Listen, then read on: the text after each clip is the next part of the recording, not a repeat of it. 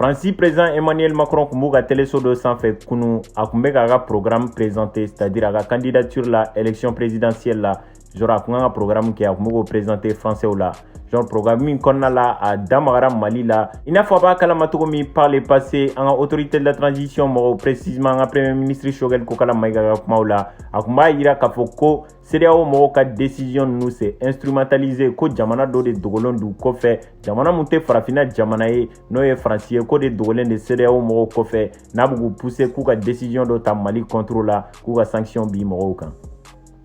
Donc kuma Emmanuel Macron yɛrɛ ka kuma kɔnɔna la kunu a bɔra ka valider k'a fɔ ko Faransi dogolen de don CEDEAO mɔgɔw kɔfɛ yan'u ka décision ta u b'u wele de fɔlɔ k'a f'u ɲɛna k'a fɔ k'u ka fɛn bɛɛ kɛ nécessairement pour que ka Mali sanctionner. Donc a yɛrɛ ka kuma la a yira k'a fɔ ko depuis printemps 2021 wagati la ale kun ye CEDEAO mɔgɔw wele k'u k'u jɔyɔrɔ fa. Donc i n'a fɔ a b'a kalama cogo min wagati dɔ kɛra an ka premier ministre principalement Choguel Kokala Maïga kun bɔra ka accusation dɔ kɛ k'a yira k'a fɔ ko Faransi dogolen de bɛ CEDEAO mɔgɔw kɔfɛ ani Union africaine mɔgɔw ni UEMOA mɔgɔw kɔfɛ k'u pousser k'u bila ka sanction bin Mali kan.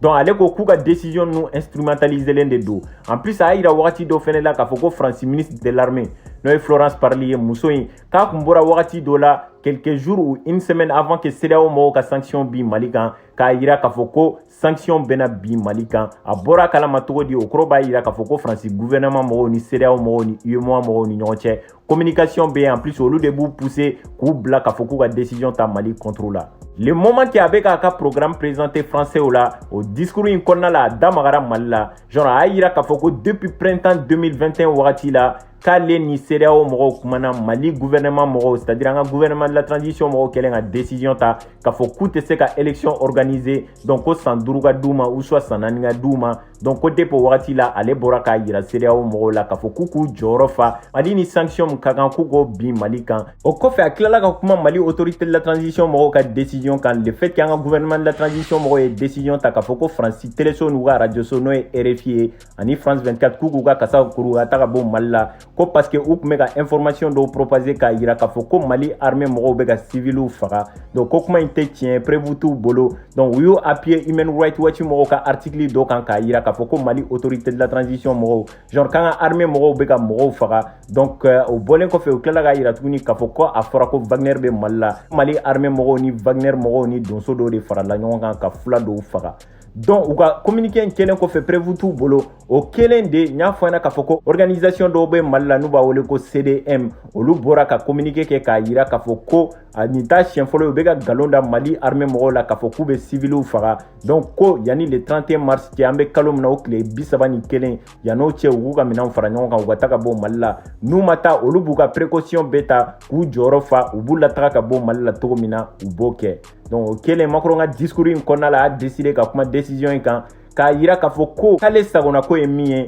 ko o y'a ye Mali population ka se ka président sɔrɔ min élu la démocratiquement ko jamanadenw bɛɛ bɛn'a kan k'a fɔ ko président min ka sigi ka vote kɛ ka président min sigi k'ale hamina ko ye o de ka na sisan o faamuyara a mɛnna donc a tilala k'a yira tuguni k'a fɔ ko ale hamina ko ye fɛn min ye tuguni genre a yan'o cɛ a ko k'a bɛ CEDEAO mɔgɔw wele ani Union africaine mɔgɔw wele u ka fɛn bɛɛ kɛ donc ka continuer ka sanction ni fɛnw bin Mali kan pour que an bɛ se ka élection ni fɛnw kɛ en plus o bɔlen kɔfɛ a tilala k'a yira tuguni k'a fɔ ko an ka autorité de la transition mɔgɔw ko information jɛlen ka di adamadenw ma donc ko o man d'u ye en plus k'u bɛ ka violence min kɛ c'est-à-dire u bɛ ka kojugu min kɛ mɔgɔw la u tɛ fɛ diɲɛ ka bɔ a kalama en plus information ɲɛnama minnu fana bɛ ka propager u tɛ fɛ olu ka kɛ donc k'olu bɛ ka fɛn bɛɛ kɛ a bɛ ka CEDEAO mɔgɔw wele en plus a bɛ UEMOA mɔgɔw fana wele u bɛ kuma n'o ye Nana Akufo Addo ye an'u bɛ kuma ka essayer ka fɛn dɔw sigi sen kan mun b'a permettre ninnu bɛ établi mun b'a permettre ko mɔgɔw bɛ se ka information ɲɛnamaw sɔrɔ donc le fait que u ka radio so n'u ka télé so n'o ye RFI ni France 24 ye olu gɛnna ka bɔ Mali la de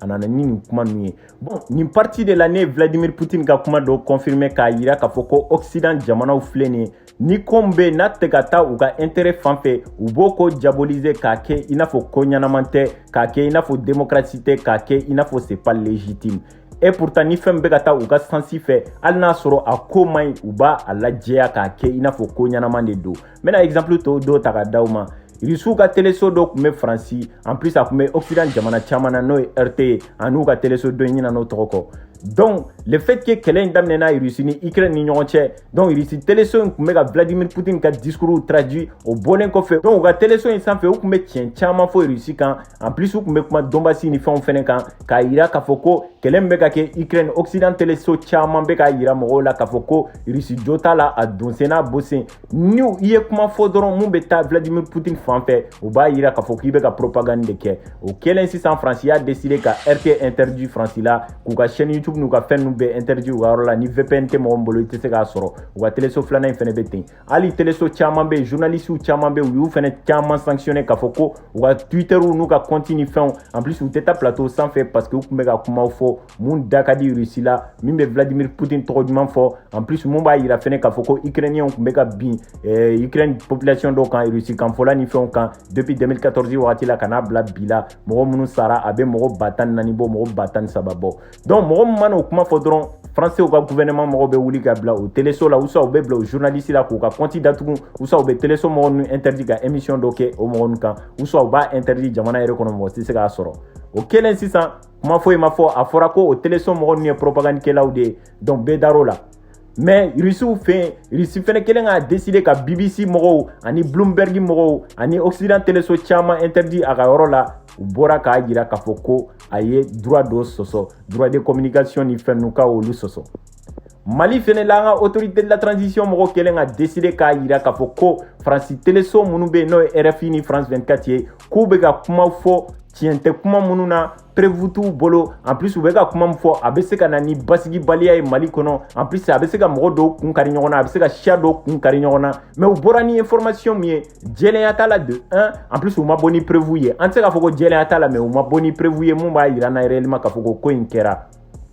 N'o kun kɛra hali n'an ka autorité de la transition mɔgɔw don, ni ko in kɛra maliyɛn denw de la, an fɛnɛ bɛ se k'u défend k'a fɔ ko réellement u ye ko min kɛ a ma ɲɛ. Mais munna olu bɛ bɔ k'u défend k'a jira k'a fɔ ko fɛn mun kɛr'u la ko a ma ɲɛ, c'est pas légitime. Mali autorité de la transition mɔgɔw ye mun kɛ olu ka téléso la k'u gɛn ka bɔ yen, k'o ye droit de communication ni fɛn ninnu sɔsɔlen de, liberté de communication sɔsɔlen de. Et pourtant hali a ma mɛn dɔgɔkun kelen dɔgɔkun fila a ye Russiw ka mɔgɔw gɛn ka bɔ a ka yɔrɔ la, a y'u ka téléso interdit, hali internet sanfɛ mɔgɔ tɛ se ka accès sɔrɔ u la tant que i ma VPN ta. O parti de la ne ko Vladimir Poutine ka nin kuma ye réellement tiɲɛ de don. N'i bɛ ko min kɛ n'a tɛ ka taa Occident mɔgɔw ka faveur la dɔrɔn o ko a bɛ diaboliser, a bɛ yira k'a fɔ ko o ko in tɛ tiɲɛ, ko ɲɛnaman tɛ. Bon Poutine fɛnɛ kɛlen ka décision ta ka téléso ninnu interdit a ka jamana ninnu kɔnɔ, u ye Poutine kɛ dictateur ye, u ko k'a ye mɔgɔw interdit ka kuma, a ye mɔgɔw interdit ka émission ɲɛnamaw kɛ. N'a ka jamana ka basigi ka d'a ye, hakilina minnu bɛ se ka na ni fɛn dɔ ye basigibaliya a ka jamana kɔnɔ, mɔgɔ minnu ka émission bɛ se ka kɛ sababu ye ka na ni basigibaliya a ka jamana kɔnɔ,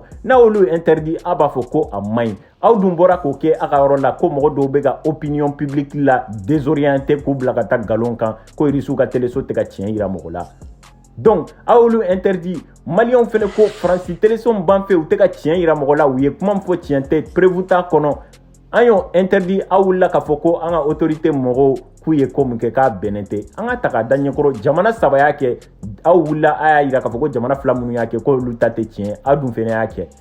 Mais franchement, wagati dɔ la ko b'i ɲɛkɔrɔ de quoi. En plus parti min yɛrɛ ye mɔgɔw interpellé trop, o ye parti min a b'a fɔ ko yanni sanction ninnu ka bin Mali kan, ale ni CEDEAO chef n'o ye Nana Akufo-Addo ye, en plus ani UEMOA mɔgɔw ni Union africaine mɔgɔw ye entretien dɔ kɛ k'a yir'u la k'a fɔ k'u k'u jɔyɔrɔ fa, u k'a essayer ka sanction appuyer Mali kan mun b'a permettre Mali autorité de la transition mɔgɔw bɛ fanga bila ka élection kɛ ka fanga di civiliw ma. Donc au parti de la depuis kuma in tun bɛ ka fɔ wagati min na, a tun bɛ ka démenti, u tun bɛ ka sogɛli kɛ nkalontigɛla ye k'a jira k'a fɔ ko Faransi dogolen t'u kɔfɛ, olu yɛrɛ de y'a jira k'a fɔ ko u ka chartes de don, ni mɔgɔ dɔ ye ko dɔ kɛ n'a ma bɛn, donc sanction mun kan kan o bɛ ta o mɔgɔ in contre la. Nana Akufo-Addo ninnu bɔra k'a jira k'a fɔ ko kuma minnu fɔra ko tiɲɛ tɛ, ko mɔgɔ dogolen t'u kɔfɛ, olu ka CEDEAO mɔgɔw ka standards de bɛ yen, genre u ka codiw de bɛ yen, n'i y'a sɔsɔ u ɲangini min kan ka bin u kan, o bɛ bin o tigilamɔgɔ kan. Donc nin yɔrɔ la an bɛ se k'a confirmer k'a fɔ ko réellement Choguel tun bɛ ka kuma min fɔ tiɲɛ de don. De 1 Florence Parly tun y'a fɔ, de 2 fɛnɛ Emmanuel Macron fɛnɛ bɔra k'a confirmer émission kɔnɔna la k'a jira k'a fɔ ko ale tun y'u wele. N'a y'u wele o kɔrɔ de b'a jira k'a fɔ ko ale de y'u pousser, hali n'a sɔrɔ ambition dɔw tun bɛ CEDEAO mɔgɔw kɔnɔ. O kɔrɔ b'a jira k'a fɔ ko réellement u b'u soutenir de 1, en plus u bɛ tila k'u appuyer fɛnɛ parce que u fɛnɛ nana n'u ka sanction ye fɛnɛ. Donc franchement les gars, pour vous dire à quel point Vladimir Poutine ka kuma in tiɲɛ de don, ni fɛn min da man d'u la o tɛ tiɲɛ, ni fɛn min da ka d'u la hali ni nkalon de don. tiɲɛ de i b'a kalama Occident ka média caman ba de bɛ u mɛnna ka nin kɛ farafinna a mɛnna mais mɔgɔ n'i yɛrɛ minɛ togo min n'i yɛrɛ to mɔgɔ bolo togo min a tigilamɔgɔ b'i traité ten de sinon ko in ma daminɛ bi o président caman ba de bɛ yen farafinna président caman ba de bɛ yen n'i y'a ye tubabuw bɛ wuli ka na k'u minɛ k'u labɔ fanga la foyi tɛ bɔ a la u ka population tɛ wuli ka manifester c'est parce que u ka médiaw de b'u ka population ɲɛ ko k'a yirula k'a fɔ ko président min bɛ yen fɛ n'i y'a ye an ka jamana sɔrɔsiw wulila ka taa président minɛ c'est parce que président in ma ɲi a ka population ma de en plus a bɛ ka mɔgɔw de faga crime contre l'humanité ou soit u b'a fɔ ko dictateur do ou soit u b'a fɔ ko fɛn do nanani nanana et pourtant population mɔgɔw t'a ko a ma deli ka mɔgɔ faga mais olu mɔgɔw fɛ u stabiliselen do u b'a fɔ an ka mɔgɔw aw ni ce a taara nin président minɛ ka bɔ fanga la parce que dictateur de kun do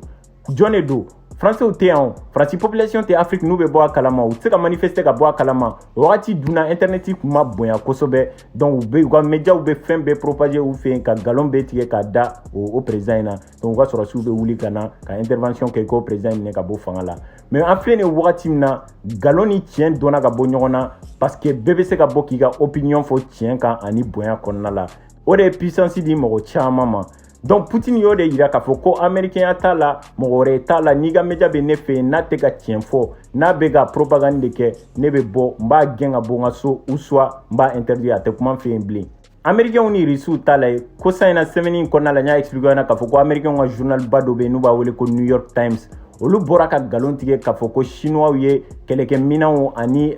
nafolo ni fɛnw k'u bɛ ka russiw dɛmɛ o la et pourtant preuve foyi t'u bolo parce que jamana dɔw la an b'a ye média ba dɔw bɛ yen a bɛna fɔ gouvernement de b'u subventionner donc ni gouvernement bɛ fɛ opinion publique ka da ko min na u b'o f'u ɲɛna u b'a fɔ a ye jamanadenw lada nin na diyagoya la donc u b'u sara parce que u subventionner de don état fɛ o état de bɛ wari d'u ma donc u b'o kuma in kɛ ka jamanadenw pomper n'a ye fu bɛ da la donc n'u y'a yira sisan k'a fɔ ko chinois ye russiw dɛmɛ donc Amérique population bɛɛ bɛ ban chinois ye donc chinois ka produit mun tun bɛ marché fɔlɔ la u b'a fɔ ko u b'u contrôle de la u tɛ sɔn k'u ka produit san bilen diɲɛ jamana caman bɛ minnu dalen don New York Times mɔgɔw la olu bɛ da la k'a fɔ ko chinois tɛ mɔgɔ ɲɛnama ye u b'u k'olu jugu défend n'o kɛra sisan économiquement bɛɛ b'a dɔn k'a fɔ ko chinois bɛ ka américains dɛmɛ en plus o bɔlen kɔfɛ puissance militaire fɛnɛ la u bɛ ka gɛrɛ dɔɔni donc o de kɔnɔna la u bɛ fɛ ka fɛn bɛɛ kɛ pour que ka se k'u la décrédibiliser donc au parti de la an b'a fɔ ko et pourtant prévu t'u bolo mais n'a sɔrɔ New York Times mɔgɔw ka journal in kɔnɔna la u tun ye galon da Faransi la ou soit Amérique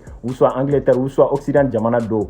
u ma bɔ ni prévu ye ko min bɛ k'u la bɛɛ bɛ bɔ a kalama mais a kɛra russiw de la nin kɔnɔna la u b'u profiter nin na k'a fɔ k'u bɛ chinois accuser et pourtant u ma prévu ɲini ka foyi ɲini et tout en plus u ma bɔ k'a yira k'a fɔ ko intoxi dɔ fɛnɛ o de bɛ ne dabali ban quoi donc parti de la ne y'a valider complètement k'a fɔ ko ni comme damand'u la dɔrɔn franchement o ko in ye galonfin de mais n'a dagal'u la dɔrɔn ko in hali n'a sɔrɔ galonfin de don ko in ye tiɲɛ de. J'espère que vous avez faamuya sɔrɔ nin vidéo in na si tel est le cas n'hésitez pas de liker, commenter, partager. Am ɲɔgɔn sɔrɔ vidéo wɛrɛ la c'était Cactus. Prenez soin de vous, à la prochaine.